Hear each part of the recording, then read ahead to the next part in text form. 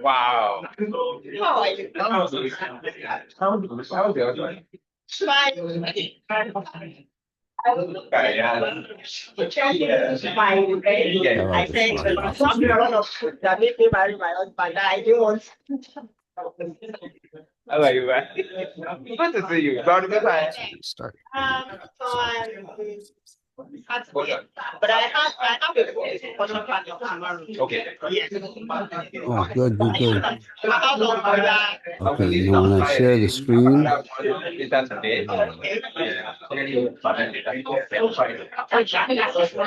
be on that off. I want to see you. Hi. I think I see traces of your my work. share the screen, and I just push up This is like that. it's somehow because I'm not so proud of myself like I want to be. bóyá tó bá tún wá Try sọ to fún try mi to bóyá open inú it mi á tún wá dùn sí i. So I think I'll see you later in the day. up. And push that to share screen. Okay. But if I click that now, it'll share it. No, click it. Oh, okay. I think you have to. I'm changing on the not you can give all my money to come out. And I try.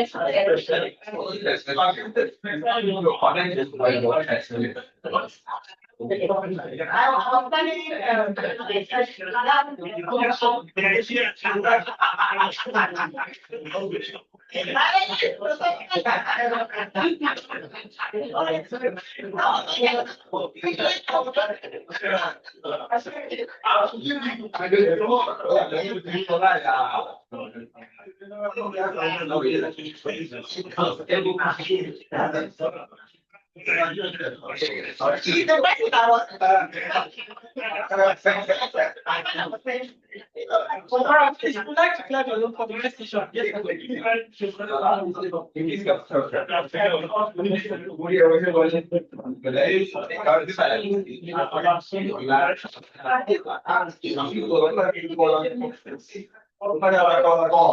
to clear the room for the next session.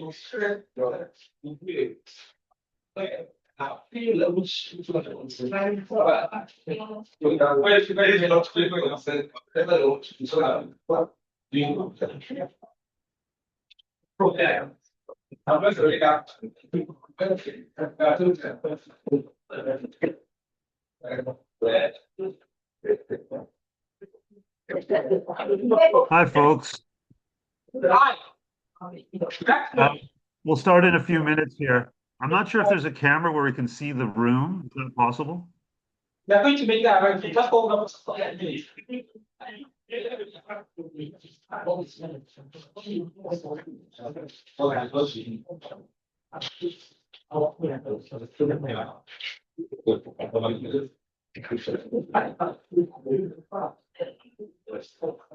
The next session is medicine and wellness in Africa. If you are presenting in this session, please switch your slides available. Medicine and wellness in Africa. If you have any presentation, like families, please make your slides available. We're starting in about 3 minutes.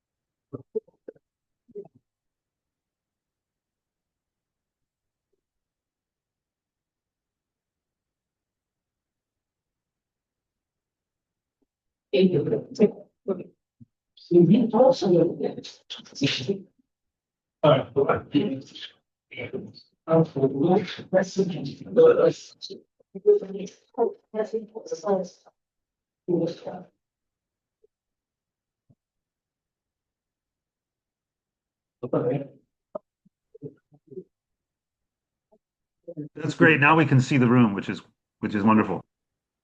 Did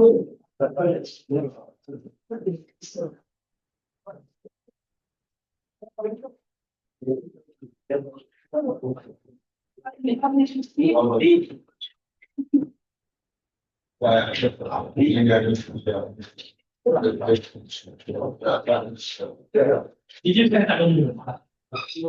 I'm just logging on.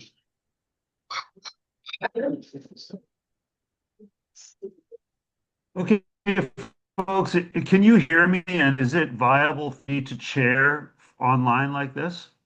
Yes. I can hear you. This is Bill. Can you hear me? I can hear you, Bill. Yep. And I can hear the room. All right. You So can that's see. good. Okay. Yeah.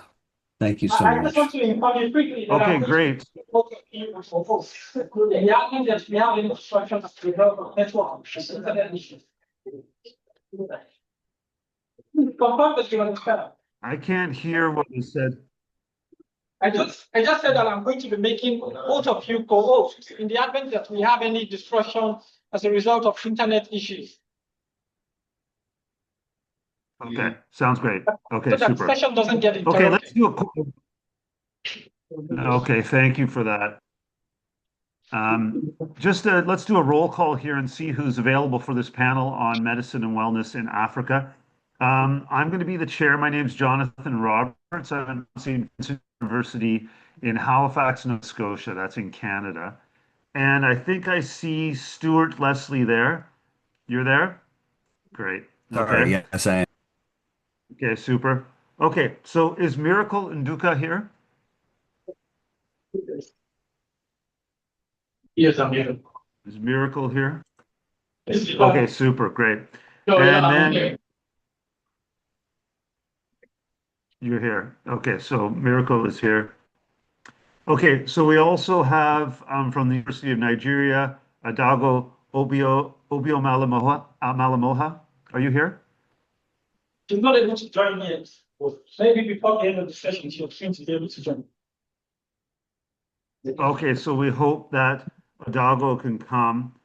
And then we have two from Northwest University, Abayomi Samuel Oyeka. Pardon me? Please go ahead. Hello? Abayomi Samuel is They're here. not here. Okay. Yeah. There we go. Okay. I see Tonang Charity Mole Lekoa. Are you here? Yes, we are here. Great. Good. Okay. So, so we're almost all here, which is great. So we can get started here. Anybody who, like, if you can't hear what's going on, or if you have a question about what's going on with the webinar, then you can put it in the chat there, and we'll try and resolve it. But we might as well get going here. Now we have almost everybody is here, so we have limited time. I noticed the last panel I was in, people have about 10 minutes. So I hope we can crank it to 10 or 12 max, please. So I'll be chatting you to wrap up if you're going long. There's always room for questions at the end. So let's do that. So I think we're going to start right away here. And we'll be starting with Stuart Leslie from Johns Hopkins University with his paper, Minimal Means for Maximum Effect, How Modest Hospital Investments in Post-Colonial Rwanda and Senegal Drove Critical Improvement in Local Healthcare. We'll have questions at the end. Everybody will present, and then we'll have questions at the end. Take it away, Stuart. All right. Let me start here.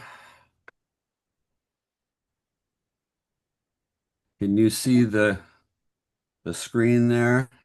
Yes, we can see it. Okay. Yeah, I don't know that I can get rid of the let me try something here. Okay, there we are. So thank you very much, and I'll try to keep with my 10 minutes. These are the two hospitals I'm going to be looking at this morning. The one on the left is the Butaro District Hospital in Rwanda, and the one on the right is Tambacounda Pediatric and Maternity Hospital in Senegal. And they're excellent examples of sort of post-colonial hospital design, although they're done in cooperation with European architects, because by design, this is Kenyatta National Hospital block. By design, Britain's tropical hospitals embodied the ethos of the colonial state. They were essential tools for fire. They were powerful symbols of Britain's self-proclaimed civilizing mission. And like the British colonial medical services, these hospitals prioritized health care first for Europeans, then for African and South Asian laborers, essentially essential for building, maintaining, and profiting from colonial possessions, followed by medical care for Africans living in cities, and only later clinics and hospitals for rural areas. But despite this, these hospitals, as you can see from this stamp, persisted as points of national pride even after independence, and they were freely featured as they are here on stamps celebrating independence from colonial empires. But what these colonial hospitals did was symbolize a kind of modernist spirit, although it wasn't yet an independent one. So if you look at the hospitals like this one at University College in Baden, or here's an aerial view of it. These are all from the 50s and early 1960s, the Aga Khan Hospital in Nairobi, or importantly, maybe this is the nurses' hostel. These are all from the basically Age of Concrete or Malago Hospital. They all were key institutions in post-colonial Africa, but they were a legacy of empire and one that had eventually to be replaced. It's interesting that the designer of this hospital, there's a nice aerial view of it, Keith Smith, once said that despite his best intentions, his hospitals too often appeared as monumental white elephants in an unbalanced system of healthcare that neglected preventive medicine and primary care for rural communities. So, the radiologist. So the first one is Butaro District Hospital. This is by the Mass Design Group in Boston, and the other is the Tambacounda Hospital in Senegal. And I think they challenged the fundamental assumptions of their colonial predecessors. They are genuine collaborations between Western architects and physicians and their African counterparts. They're located in underserved communities. They're designed and constructed with local labor and materials, and they're organized around the cultural traditions as well as the medical priorities of their patients. And I think they point the way toward new models of healthcare for Africa, but not only that, also for the rest of the global South.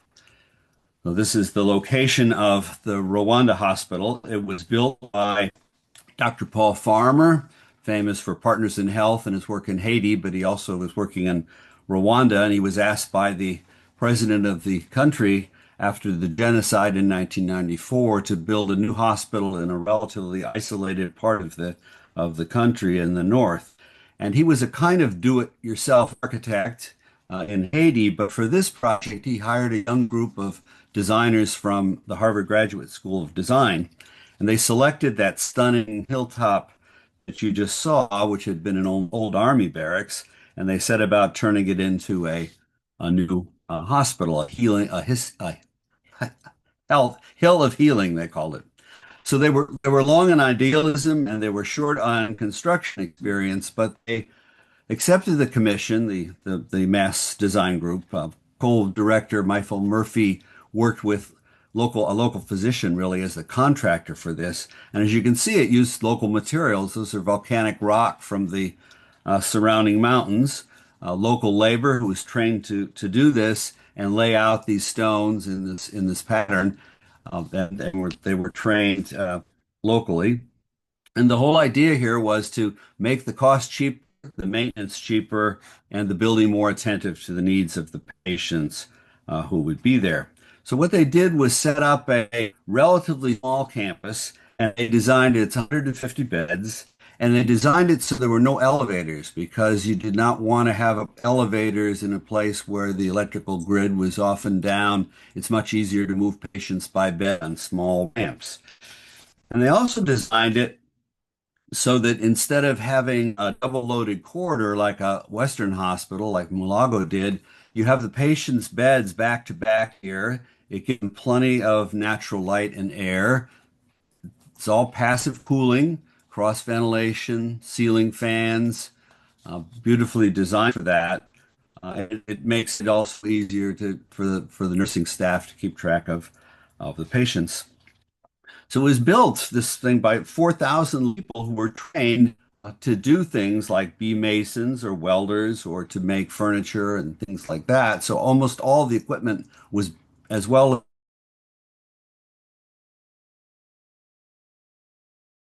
the process. The idea was to invest back in the community. And so about 85% of the construction cost of this hospital went back into the local region. That's the estimate. And in return, this is the a follow-up so Center for Cancer Excellence. They got a $4.4 million hospital, which is maybe half the cost or two-thirds the cost of what a Rwanda hospital would have cost elsewhere. So facing a rising tide of chronic conditions, they had to expand up. They have a cancer center for excellence built in 2015. Like the hospital, the cancer center was built, finished entirely by local workers, about 550 of them, a third women, and that was by design. Women were trained as masons, as welders, as all skilled trades. They also figured this is the inside of that building, they had to accommodate families. You're traveling a long way, need something to stay. So the Butaro Hospital built a support center for families who could come and then stay with patients. And they also had to attract doctors to a part of Rwanda that just didn't have any. It had no hospital and no physicians at the time. So to attract them, they built doctor housing. Again, on the hillside, all done by local labor. Part of it's concrete construction for seismic reasons, but a lot of it is pressed earth block, which could be done on site and we're into that. This is what you're doing is taking compressed earth. It has a lot of laterite in it. It's a very good construction material, very inexpensive relatively, and turned out almost 30,000 of these compressed earth blocks to make housing for doctors and the share housing here for visitors. So you've got a very well-designed hospital at relatively low cost and perfectly suited to local conditions in construction and repair. It was so successful that now, with the support of the Gates Foundation, they've added the University of Global Health Equity up on this hill. So it's the teaching hospital for this place. So it worked very well. You could point out that this NGO has $150 million behind it, thanks to Paul Farmer. So it wasn't exactly done completely without outside help. It's a very different architectural interpretation of healthcare. And there's another view of it. And let's go to Senegal briefly to look at Manuel Hirsch's work. He's an architect, and this is his Tambacounda Pediatric and Maternity Hospital from 2021. The part he added looks like the snake on the left there. The existing, the round buildings were already there. This was in a very isolated part of eastern Senegal. This was the only hospital anywhere near it. The Albers Foundation decided that they would hire Hearst to do the design. They were trying to serve about 20,000 people a year in just inadequate facilities. Hearst is a historian of architecture as well as an architect. He wrote a very good book called African Modernism, The Architecture of Independence, and he curated the National Pavilion of the Western Sahara at the Biennale in Venice. And he was the only architect that came out and actually took a look at the site. Everyone else was going to be designing from Europe. And you get the basic idea in the drawing there of the two circular buildings and then wrapping something around it. And so in designing this, he worked closely with the hospital's physicians, its nursing staff, the construction crew, also local, headed by one of the doctors, as it turns out. And he designed, much like they did at Bataro, essentially a passive solar system. Only the operating rooms were air conditioned. That was also true at Bataro. You can see here with the vaulted roof, he put a layer of corrugated steel, of tin underneath it, or steel underneath it to reflect, but also designed it so that the air would be drawn through the building in a way that did not require air conditioning, just fans. And you can see how this is done. So just to give you a sense of how it's laid out, it's 32 of these little vaults that wrap around the original hospital design, and they include obstetrics and maternity primarily. That's what it was designed for. But the thing that you notice here is just like Butaro, it's designed with local materials. Those bricks are all made on site. They're again laterite in them, so they were very common building material. But they're designed so that one side of the building draws in air and then it flows through, and you can see also the corrugated um, steel on the roof there to reflect. And you've got a little waiting area for patients here. So you've got plenty of natural ventilation, plenty of places for patients to walk around. It's relatively narrow design. That also is intentional, so you don't have too much space between. And it borrows, as did Butero, a lot from local architects and architectural traditions and skilled crafts buildings. So it has plenty of these seating areas for the maternity and mostly maternity, not obstetric patients. The trees are designed there to provide shade. It's really beautifully finished, even on a low budget. You can see the tile work and the amazing brickwork there. I think there were 50,000 of these bricks were turned out by local craftsmen on site. And so it provides, as Butaro, a completely different version of what an African hospital should look like, how it can be accommodated to local conditions, and how it can be staffed with an African staff. What hers is doing now is building housing for doctors, because in Senegal, as in Rwanda, the problem is getting people to move and stay at a rural or isolated hospital. So this was showcased actually at the 2021 Venice Biennale to rather glowing reviews. It was called the Many Lives of Tambakunda. And so it's certainly responsive to local conditions. The question is, can these designs be replicated, not just in Africa, but across the global south? And if so, how should we go about doing that? So I think I've used my 10 minutes, and thank you very much. Thanks. That was great, Bill. Thank you so much for that. I think you go by Bill, not by Stuart. Is that right? Okay. Super. Yes, Okay. yeah. Thank you. So, Miracle, are you there?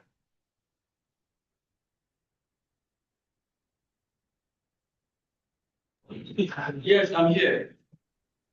Okay. Please take it away. You've got 10 to 12 minutes. Okay.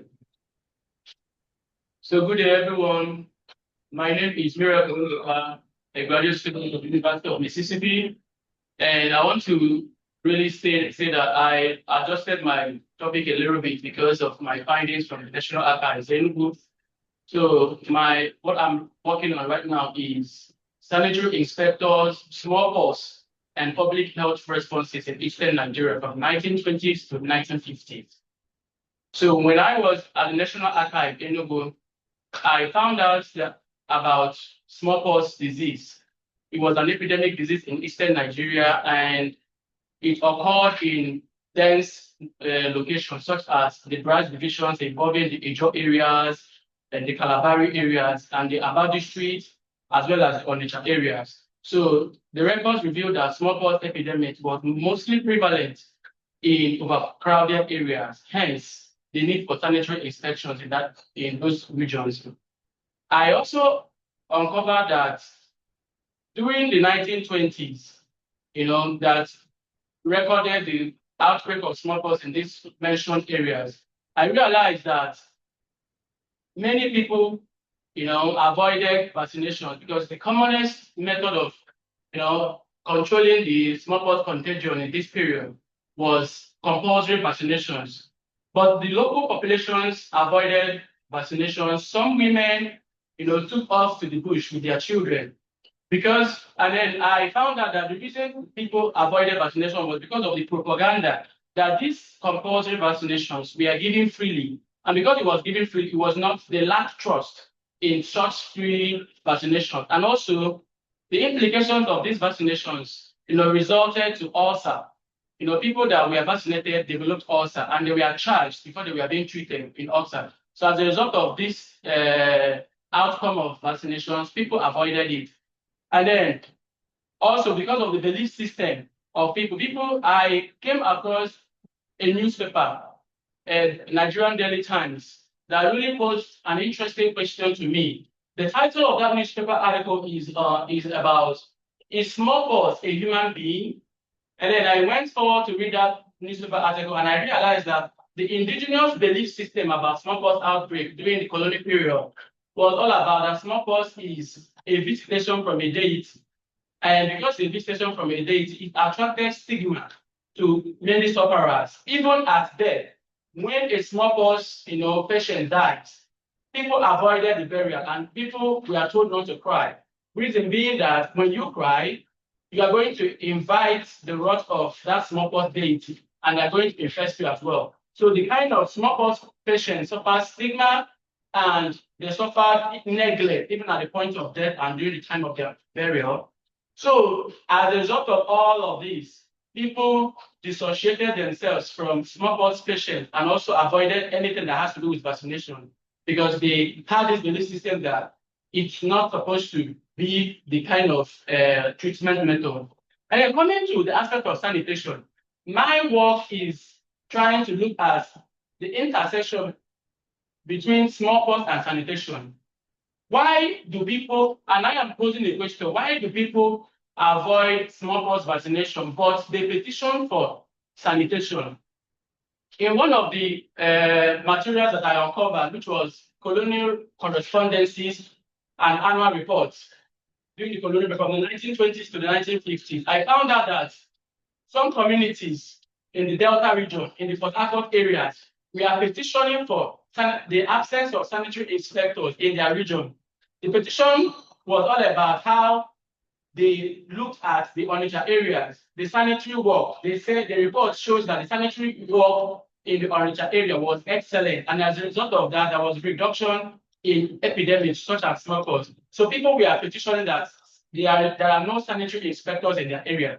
And then it spawned my curiosity about looking at how does sanitation concern smallpox? Because initially I felt that sanitations and sanitary measures were, implemented in malaria treatments, kind of implementing drainage systems and all of that to ensure breeding of mosquitoes, the prevention of breeding of mosquitoes in the coastal area. But I am seeing in these materials that there is a great connection between smallpox containment and sanitary measure, which is leading me to uncover the roles of sanitary inspectors in the control of smallpox epidemics during this period. My work, as I mentioned earlier, is from the 1920s to the 1950s, and I am choosing this period because of the nature of materials and what they are speaking to, what my materials are alluding to. In the 1920s, I found out that there are heightened sanitary inspections in the Kalabari region, the Brass divisions, the Aba districts, the Onitsha districts and Onitsha divisions, and these are heavily crowded areas. And in the 1950s, there are also heightened sanitary inspections in all of these areas. But one striking thing about the 1950s is that, especially in 1955, which made me interested in this period, was one of the official correspondence that I looked at was stating how smallpox epidemics declined in 1955. And this period aligned with the intensification of sanitary works in these locations that I mentioned. So part of what my work is doing is to look at sanitary inspections, sanitary inspectors, and the smallpox outbreak. And I am creating a connection to look at how sanitary measures were greatly used to contain smallpox epidemics during the colonial time. I have here, part of what my work is doing is to uncover the duties of sanitary inspectors during the time frames I'm looking at. And part of what my work is also doing is to look at how these sanitary inspectors serve as health intermediaries. I am looking at sanitary inspectors not just as hygiene enforcers or regulators, but I'm looking at sanitary inspectors as health intermediaries, because the colonial correspondences that I looked at was showing how sanitary inspectors were sent to 12 different villages that have smallpox epidemics. These sanitary inspectors were deployed alongside vaccinators and dispensary attendants. And part of what these sanitary inspectors were doing is to produce the maps of these regions that recorded epidemics. And they have to map out a place they call a sanitary area. And they have to give a weekly report about sanitary conditions of regions infected with smallpox epidemics. So I'm looking at sanitary inspectors as what I call health intermediaries. And as a result, I'm connecting my work to other literatures on colonial intermediaries that have looked at interpreters and other colonial intermediaries. But I'm looking at sanitary inspectors as health intermediaries. And I am also looking at how these sanitary inspectors were deployed to effectively control the indigenous populations. Because what their responsibilities suggest, the map that we are producing, is showing that beyond looking at the disease and beyond enforcing hygiene, this map we are showing the specific regions, the populations, and and their activities. So it helps to effectively control indigenous population based on this map, because the sanitary inspectors tour different villages and colonial metropolis. So I have a photo of sanitary infrastructure, which also shows the responsibilities of these sanitary inspectors. What I have here is a plan. The first picture is showing a plan of the construction of an incinerator, for for waste disposals. And the final picture that I have in here is showing the final construction of an incinerator to ensure effective disposal of waste during this period. And this is not just for hygiene purposes. This is also for health control and control of epidemics, which is smallpox specifically. And then part of what my work is doing, which is what I call my analytical lenses, is I am creating a connection between sanitation, sanitary inspectors, and smallpox epidemics in eastern Nigeria. And I am also trying to look at colonial interpretation of hygiene. Because I felt, before I went to archive, I felt that hygiene is all about fields, when there are uncleanliness among individuals. But I found that as a result of smallpox epidemics, that was what the colonial officials practiced racial segregation. They started to destroy indigenous huts because they felt that those huts were insanitary, and they had to relocate the indigenous people to a place different from the residential areas of colonial officials. So if that evidence suggests that the kind of places that these people live, apart from living in filth or uncleanness, that their residential areas were also regarded as uncleanliness to them.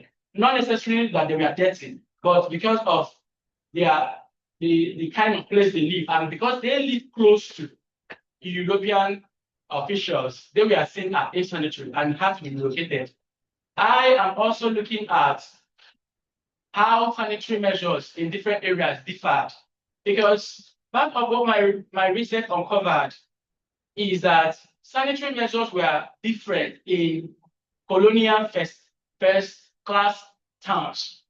And these first class towns were administrative regions, places like Onitsha, places like Aba districts that ensured effective commercial activities of colonial officials.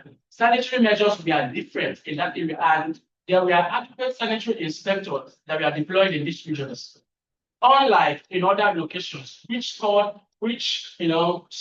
petition because rural areas we are petitioning that they lack sanitary inspectors, and they are seeing how sanitation has functioned in colonial first-class regions, and they needed such kind of, hygiene implementation in their areas. So part of what my work is doing is to look at how sanitary measures differ in different areas, because I also found out that sanitary inspectors were trained differently.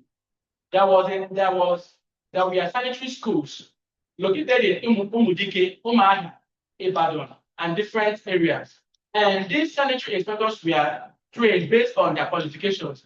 There were grade 2, grade 5, and grade 6 sanitary inspectors.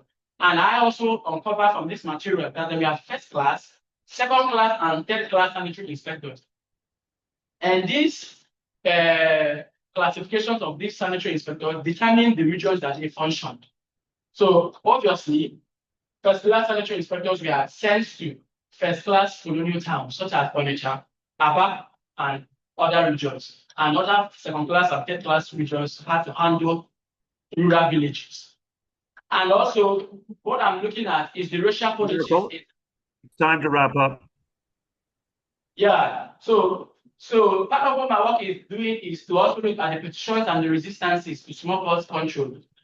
For my sources, I am using regional colonial correspondence from National Archives, Enugu, and I am looking at annual reports on sanitary inspectors, sanitation, smallpox outbreak, infectious and epidemic diseases, and native administration estimates. I already in possession of this annual report. And I'm also looking at newspaper reports, which includes the Nigerian News, the Nigerian Standard, and the Eastern Nigerian Guardian. And then the challenges that I've encountered in this preliminary stage is that gaps in colonial documents. Some information appear in fragments, and it does not answer some who and why some events took place. And the steps I plan taking in solving these challenges is to visit other regional archives such as Ibadan, Kaduna, and Calabar to uncover what I call the silences, or the silent voices in this archival material, and also this. I think you better wrap up now, Miracle. Yeah. So Please. that's all about my work for now. Thank you very much for listening. Thanks, Miracle. Sorry about cutting you off. I know there's a lot you want to tell us. I'm sure it'll come out in questions. Okay, so we are now moving on to Adalgo Obio Malemoha. Are you here?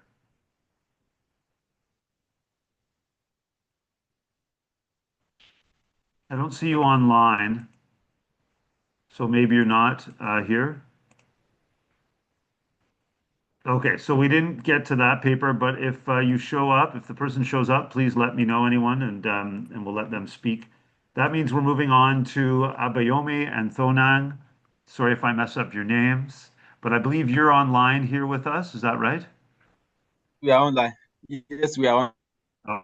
Oh, okay. Your paper is Exponential Mean Treatment Effect Model of the Impact of Maternal Education on Intensity and Timeliness of Antenatal Care Utilization in Niger. So we'll let you take it away. You've got 10 minutes. Okay, so we are not able to share the slides, right? Or we just Try hitting the green share, and then I might have to give you permission, or I'm not sure how it works, but there should be a share green arrow at the bottom. Yeah, it says disabled participant screen sharing. So Okay, so do we have a host online that can enable that? I'm not sure. I'll just say I've clicked on multiple. I have enabled that all panelists are able to Okay, share. I clicked on that. Try it again. okay, Try okay, sharing. okay. It's Let working? me. Okay, then no, then it's fine. Where's my slide? Coming. Sorry.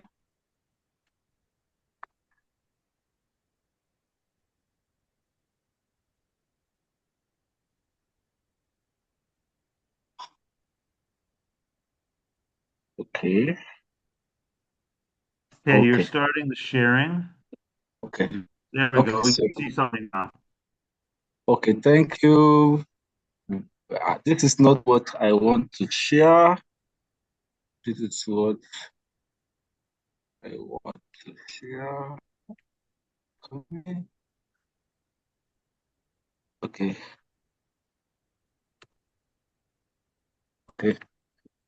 Okay. Thanks a lot. Yes, we'll be talking on the exponential mean model of the impact of maternal education on intensity and timeliness of antenatal care utilization in Nigeria. So this paper is generally written by Dr. T.C. Mulekwa and myself. So we would like to think that quality healthcare utilization is one of the major pillars within the sustainable development goals. See that the SDGs, one of the goals there is to ensure that everybody has access to quality healthcare services. And this is actually one of the fundamental pillars for actually achieving a lot of other goals within that particular goal. So, and the fundamental problem is that developing economies often have problems in terms of limited access to quality healthcare services, in terms of manpower and even infrastructure. And then the question one will be asking is, what is the state of service in some of those facilities? A lot of them may have been dilapidated and then not actually fulfilling the purpose for which they were actually serving when the colonial masters established them so many years ago. So in Niger, we see that the government had really started a lot of interventions to revamp the healthcare system, making sure that people had access to healthcare services and even making antenatal care service free for whoever desires to utilize it. But we see here that Niger, also being one of the poorest countries in the world, had made a lot of progress in ensuring that that maternal mortality is reduced, although they are not really doing bad in terms of maternal mortality, because when you look at Niger, they are actually doing far better than countries like Nigeria in terms of maternal mortality. But we still want to ask ourselves that is there any other way that interventions can be actually given to these people through the antenatal care utilization to bring this down further, so that preventable deaths maternal preventable deaths we can safeguard that, and making sure that we are not wasting the lives of our innocent mothers. So in this particular study, we realized that a lot of studies had been done in terms of the focus for determinants of the antenatal care utilization, but we are interested in the aspect of maternal education, and that is what we are focusing in this particular paper. So basically, we are using the treatment effects model, where we are looking at the average treatment effects of education, and then the average treatment effects on the treated rather for education variable. So we use our data that we use for this study were the data for the malaria indicator survey that were collected by the by the DHS, and then that data comprised of information from women who are 15 to 45 years old, and we were able to get the sample for rural people being 4,176, and the one for urban people being 1,619. So the data were given to us, we only got the access, and then we had to model this particular the data using the exponential mean model, which is just the Poisson regression, because our dependent variable is the count of the number of months, the months in which the women actually started to actually get access to antenatal care, and the number of antenatal care that they used. The conventional recommendation from the World Health Organization is that every woman supposed to start antenatal care within the first 3 months of being pregnant. And then they are now saying also that there should be at least minimum of eight visitations to clinics or hospital for antenatal care to be able to safeguard the lives of the mothers and that of the children. So this is our equation which we estimated, and we put a lot of correlates. So let me go to the treatment effects. Like I said, we coded our education as 0, 1, 2, 3 for those without no education, primary education, secondary and tertiary education, and we computed the average treatment effect and average treatment effect on the treated.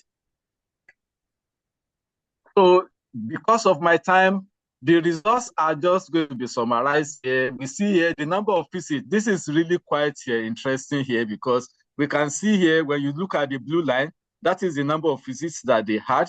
And then when you look at the orange, that is the month that they actually visited. You are going to see that based on the recommendation of WHO, only less than half of them actually initiated to actually visit within the first 3 months. We see that majority of them started to visit the clinics after 3 months of being pregnant. And we also realize that when you look at the number of visitation, we see that a lot of them visited only 3 and 4 times, whereas WHO is recommending 8 times. You can see that the 8 is just 0.18% of them visited for the minimum required of 8 times. So we decompose this across education, but we can see here the education impact here, even from our descriptive statistics. We see that the education for those people who are actually the secondary, which is the one for, the tertiary rather, which is the one for this yellow, is actually having high number in terms of the number of visits that they actually had. And we see the sources here, where they got the antenatal care. We see here that they are actually using the facilities provided by government, because we can see here integrated health center actually having 64.45%, and then the health units or health box having 27.42%. So it's also going to show that the initiative by the government is actually working, in the sense that they are not paying anything, but what worries us is that they are not using this facility the way we thought they could have used it. So, and then this is our result for the main model. Here we have the timeliness, and then here we have the intensity. For intensity, anything with positive is actually fine. And then for timeliness, anything with negative is bringing them to reduce the number of time, the number of months during which they actually visited. So, but then for the sake of time, we can see here that in comparison with Agadez, we see those people from all these regions, Dozo, Maradi, Taua, and Niamey, they had higher visitation than those people from Agadez. And then we also see here that education is also significant. We can see them, all these parameters are significant compared to those people without education at all. We see that those with education had higher number of visits, and they had lower months before they actually got to the clinic. So let me go to the average treatment effects and the rest. We see here they are all positive for our intensity, and negative for the timeliness, which is what we expect, in the sense that those people with primary education compared with those with none, they had a higher mean of visitation than those without education. And same applies to timeliness. Those with higher education, they had lower number of time. They didn't wait so much before they went for clinic. So we are concluding, because of our time, that the ongoing debate on utilization of antenatal care is very fundamental for reducing maternal mortality, even child mortality. And what we have found here is that education is a very important factor in Niger that actually drove the usage of antenatal care. So we see there is need for persistent utilization of media outlets to actually create awareness for women. And it's really bothering us, because even when something is free, people are not able to use it. But we further uncover that the facilities may be there, but what of the processes, what of the infrastructure to reach them?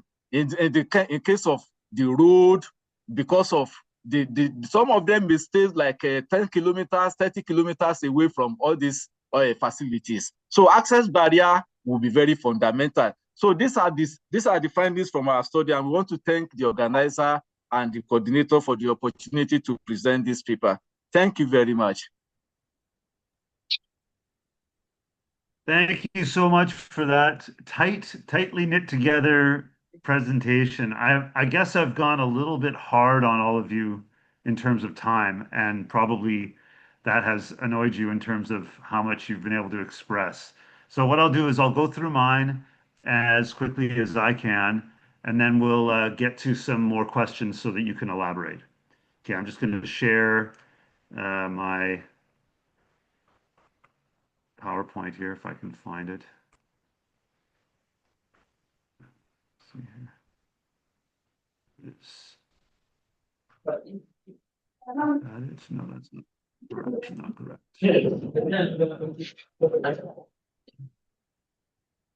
Just give me a second. I'll find my. There we go. This is right. Let's see here.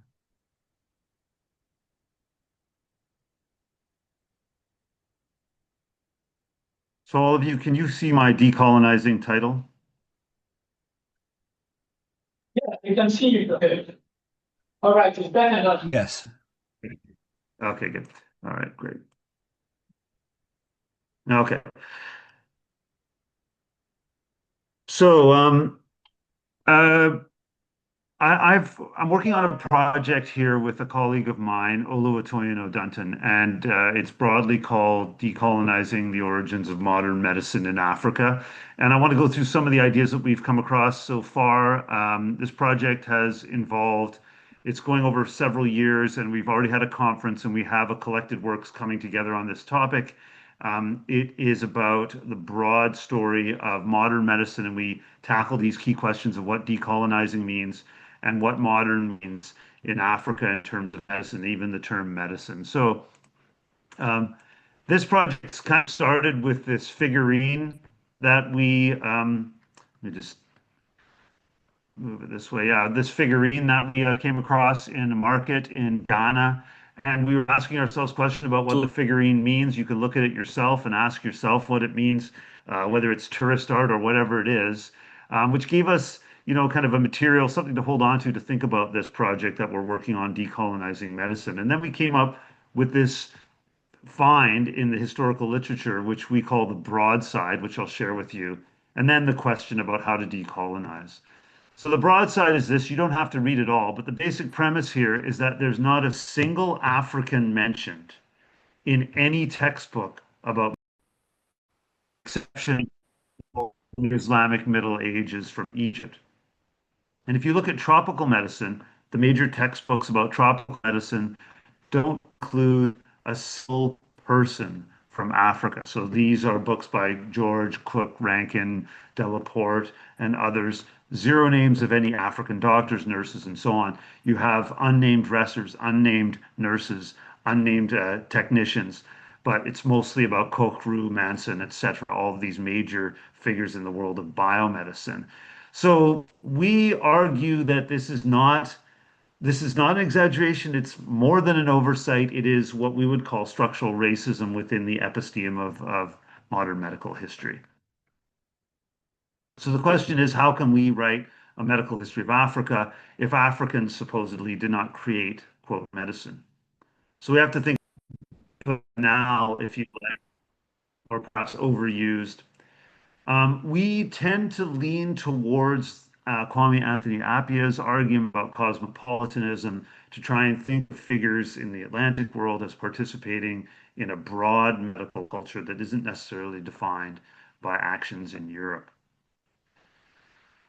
Now, the term medicine is challenging, of course, because it comes from the old Latin term and has been used to define the actions of Europeans over time.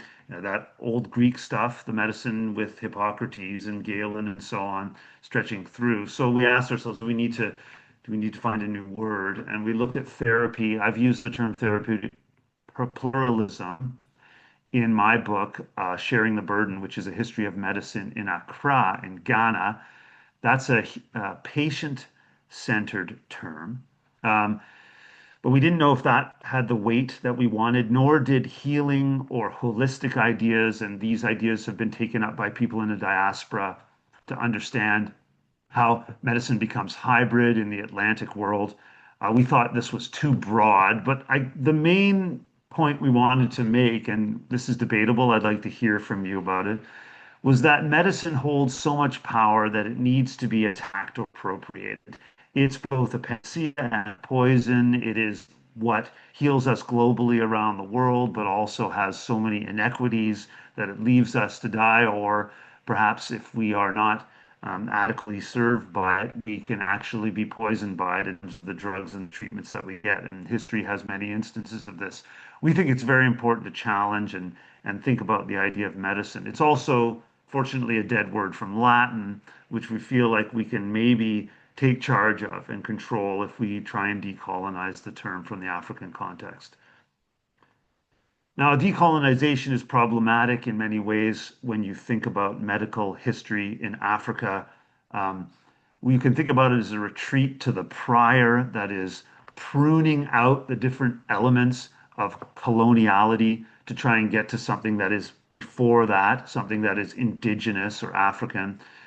Or you can think of it as surging forward, moving forward to appropriate what is medical today or in the future to try and claim it to be something that Africa participate in.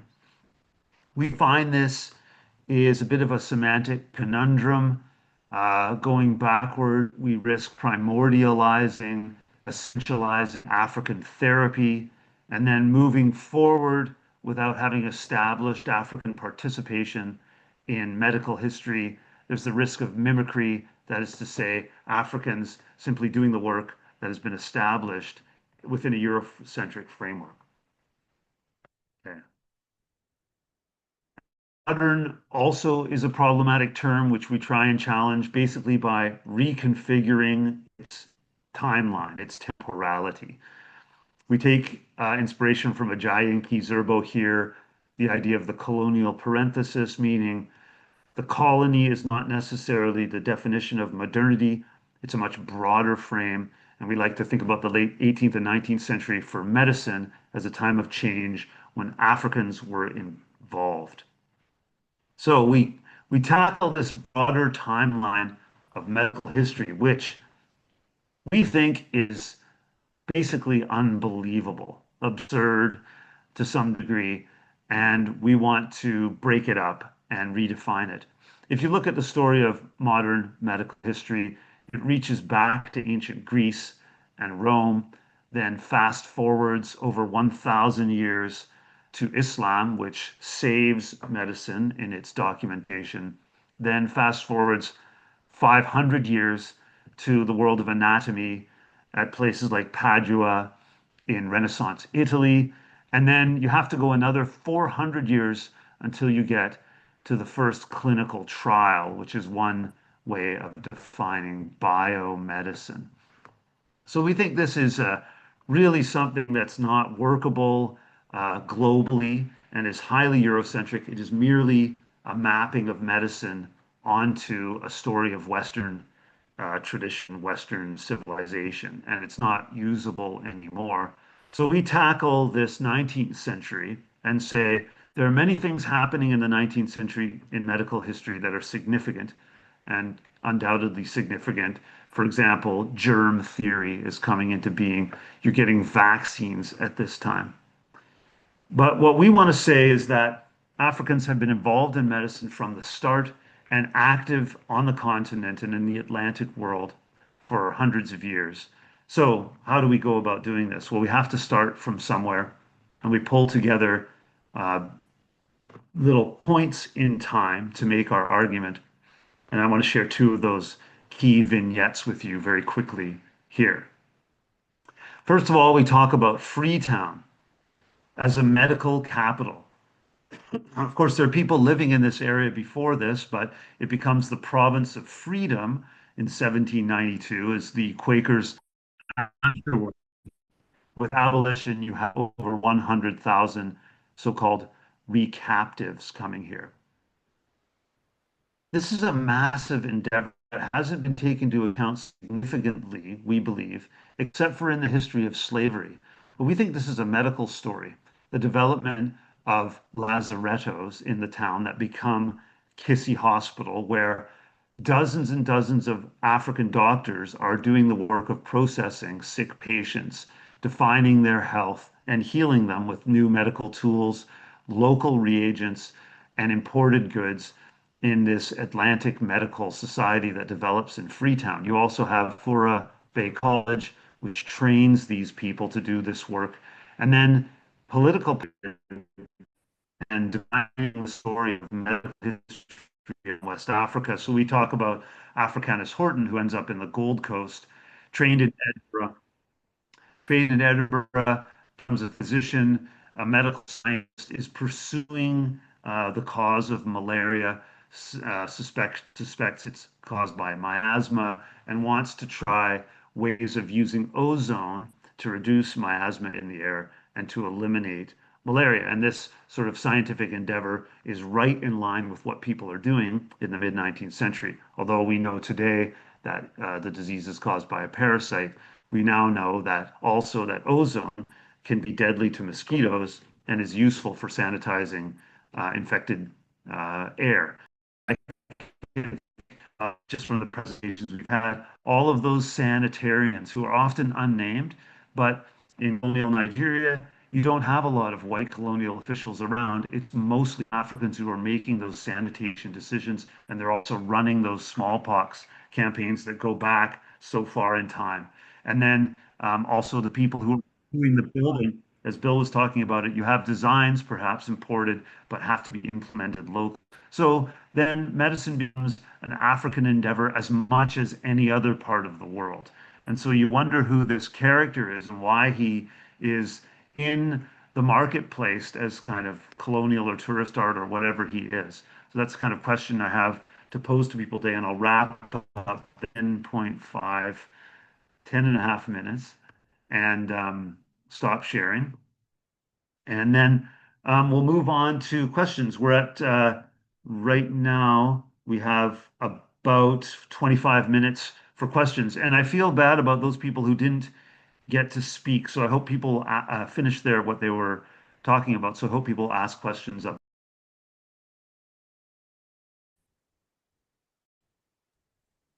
All right, you were saying you were about to take questions, right? Yes, well, questions. Any questions? All right. If you have any questions, can you specify? So, okay, you don't comment. We have commentaries. Okay, there's a question. All right, go ahead and ask the question. I would say you have house. And my question, my first question will go to so we're trying to show us the pictures of the design, the hospital designs. I want to ask if the security consideration or the security perspective of the hospital designs are they being taken into consideration? You didn't mention it somewhere. Because only the I think you mentioned of the weather consideration. I'm not knowing that anything on the security aspect of it. That's the first speaker. The second speaker, in the course of the presentation, you made mention that people were probably the people that are not educated among the people during implementation, they were trying to help their kids to travel farm. I want to ask if there's any kind of sensitization from the government, probably to the grassroots, the people that are not educated, how do you communicate, how do you introduce this implementation to them? Since they already have a kind of perspective, a kind of probably false propaganda against that implementation. Is there any consideration from the government regards to people as a grassroots? I mean, people that are not educated. I think that's So these are questions.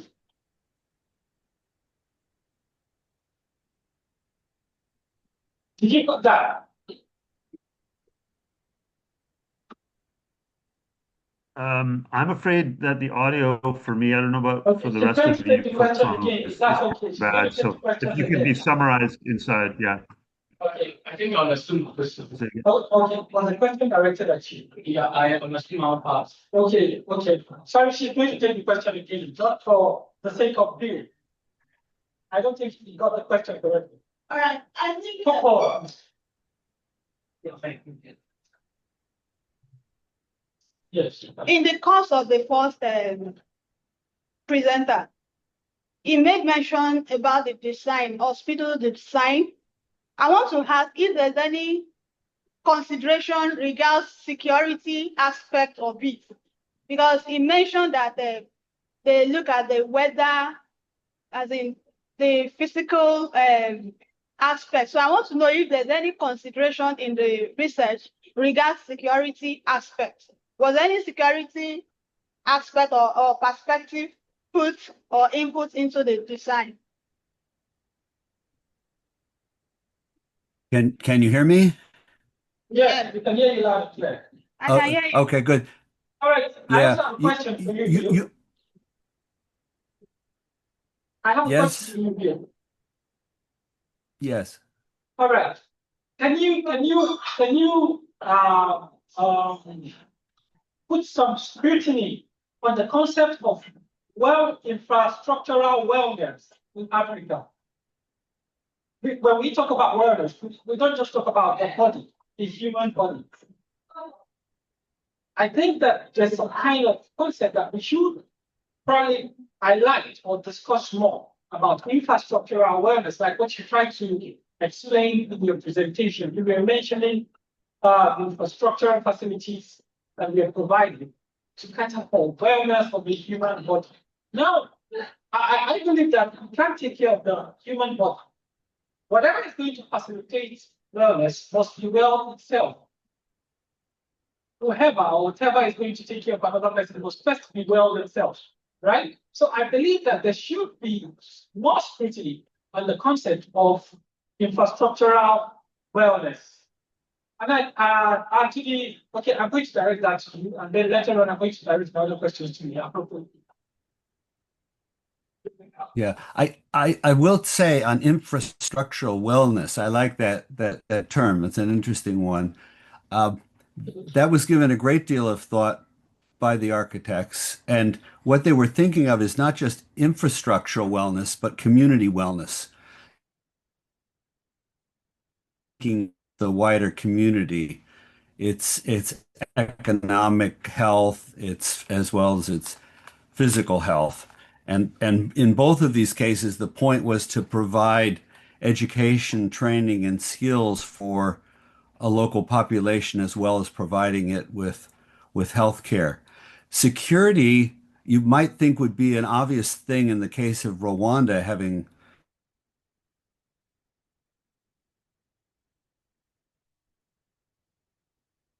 army. But in fact, it's a very open system where people are invited to come and stay for weeks at a time and provided with places to stay. So I can't say that I saw much interest in either there or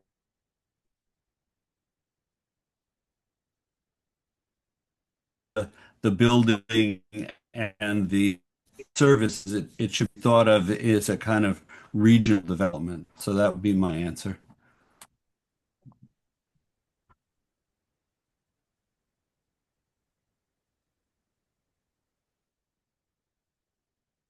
I said that I didn't see that, although you might expect to see it. You don't. These are very open spaces. They don't have any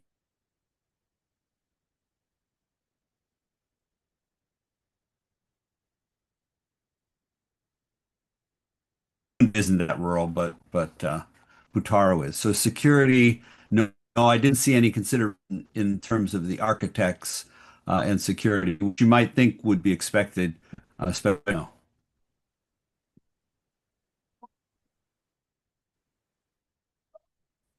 Okay, we'll take other questions.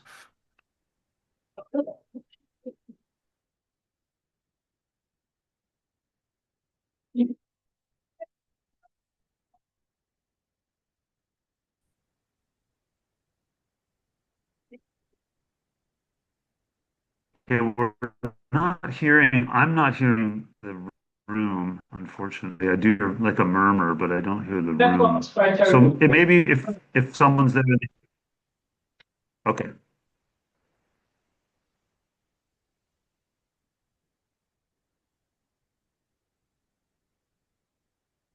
Okay, any questions? I'm not hearing any here. You had your hand up. You want to type it in? Um, Or you can say it. Yeah, you can say it. Go ahead. yeah, it was partly a question, partly an observation, and that was, what if we compare the cases of Niger and what you're doing, Jonathan, and also with the sanitary inspectors, if we looked at the way the British Colonial Medical Service organized itself in India.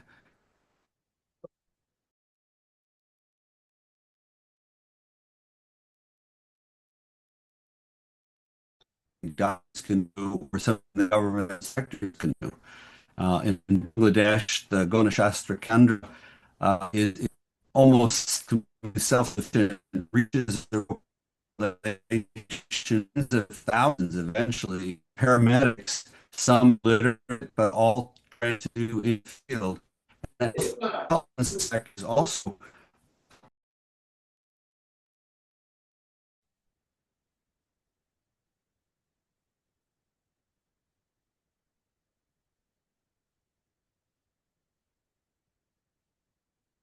notion uh, to see what we might learn.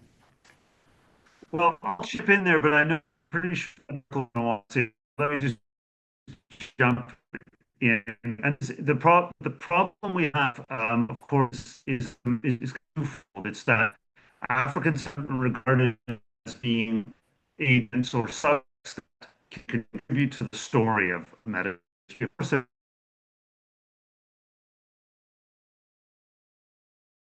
That story also. It's just that who's the drivers for dictating the law.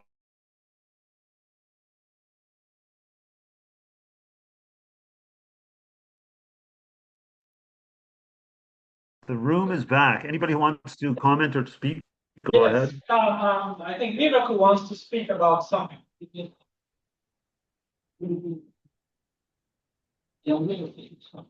Please approach the speaker so we can hear you clearly. All right, please come close to the speaker so that we can hear you clearly. Okay, I think my voice is audible. I'll make it audible. So she asked a question about that I spoke about the avoidance of vaccination, and then she's asking if there was any kind of sensitization or propaganda about the smallpox vaccinations, and to encourage people to, allow themselves to be vaccinated. And my reply to that question is yes.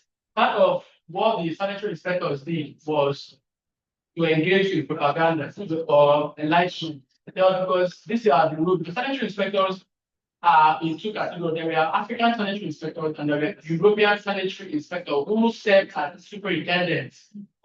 So what the African sanitary inspectors did was to appeal to indigenous populations to respond to vaccinations, because those flights was at the site of inspectors and vaccinators. Once they see them, they run away.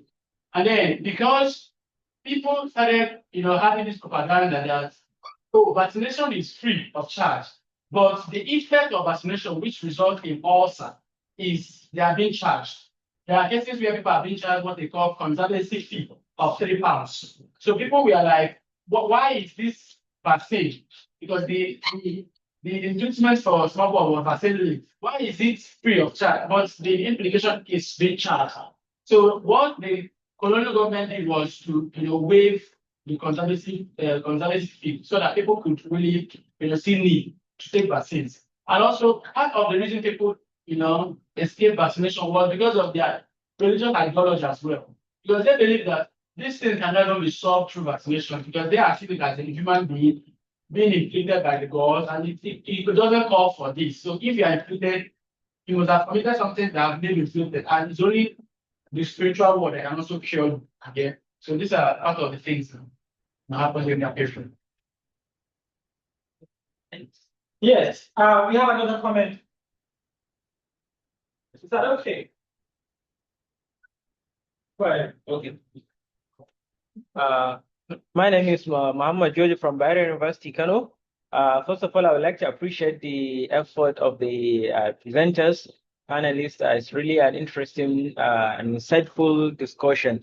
I'm also a student of medical history. I wrote on history of meningitis outbreak and control in Kano, Emirate, that is northern Nigeria. So research of Miracle and Luca kind of aligns with mine in terms of looking at sanitary inspectors because smallpox has been in the northern region and has caused a lot of mortality. So the British had to collaborate with the native authority and with the people so that people can actually use modern medicine. But there was a kind of resistance, and that resistance was caused by the segregation policy of the British when they segregate themselves from the indigenous people. So people have to feel that modern medicine is kind of something of a taboo to them. But based on the campaigns that we conducted and the emirs that have contributed to these campaign measures, people came to use modern medicine in the northern region. So the sanitary inspectors, of course, have played a vital role in seeing that communicable and contagious diseases were contained in that part of the world. So I would really like to read works in medical history in the All right. I think you have a floor.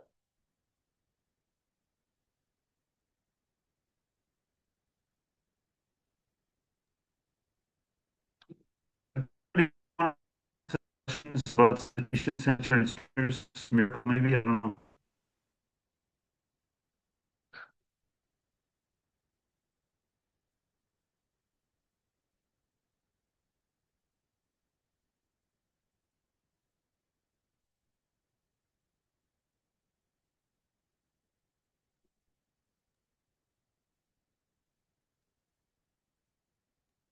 I would be interested to know more about training of sanitary inspectors, what they were taught, where they were placed, how they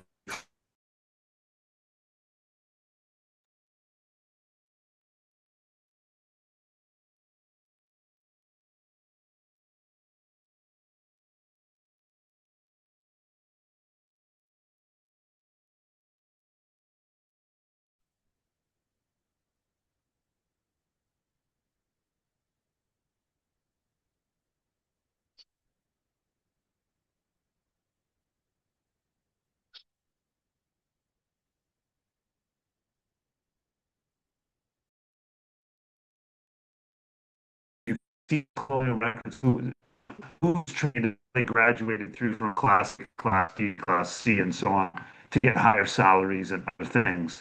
So it's less militarized, I think you could argue, and I think Joe Harper has argued that. But I'm sure that Miracle and the other person asked who was that comment would have more to say.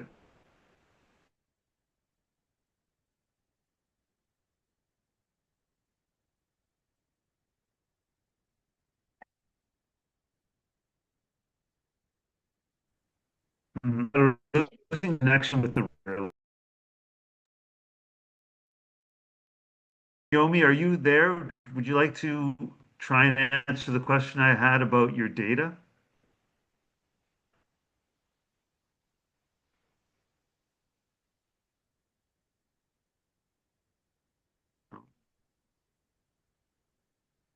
For all we know, there's a a vigorous discussion going on in the room right now that excludes us. Next time I'm going to Lagos. I'm not going to do this again. I'm going to Lagos for this.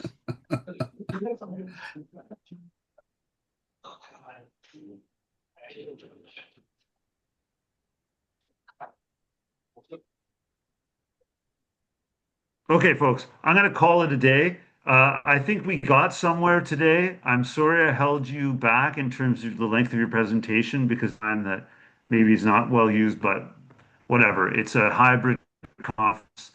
So good job. Thank you, everyone who presented for excellent panel. Hopefully we'll meet again, either online or in person. Thank you for hosting. Thanks, everybody, the team on the ground there in Lagos. Appreciate it. Thank you very much.